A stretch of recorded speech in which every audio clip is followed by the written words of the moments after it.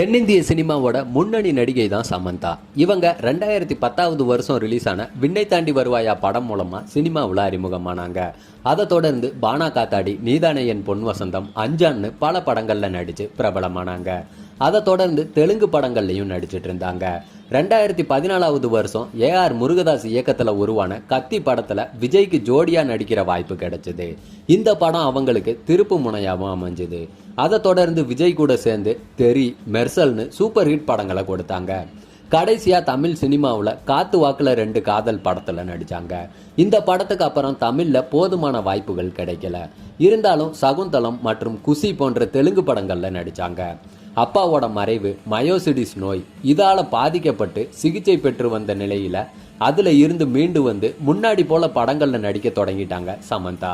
தொடர்ந்து ஃபிட்னஸுக்கு முக்கியத்துவம் கொடுத்துட்டு இருக்க சமந்தாவுக்கு பட வாய்ப்புகள் மட்டும் இல்லாம விளம்பர வாய்ப்புகளும் குவிஞ்சுக்கிட்டு இருக்கு. சமந்தா இப்ப மும்பையில தான் அதிகமாக இருக்காங்க. இந்நிலையில மும்பையில சமந்தா வீடும் வாங்கிட்டாங்க. தன்னோட இன்ஸ்டாகிராம் ஸ்டோரி பக்கத்துல புதிய தொடக்கம் அப்படின்னு குறிப்பிட்டு ஒரு புகைப்படத்தை வெளியிட்டிருந்தாங்க. அந்த புகைப்படத்துல ஒரு வீட்டோட வாசல் இருந்துச்சு. இதை பார்த்த ரசிகர்கள் அவங்க புதுசா வீடு வாங்கி இருப்பதா சொல்லிட்டு இருக்காங்க.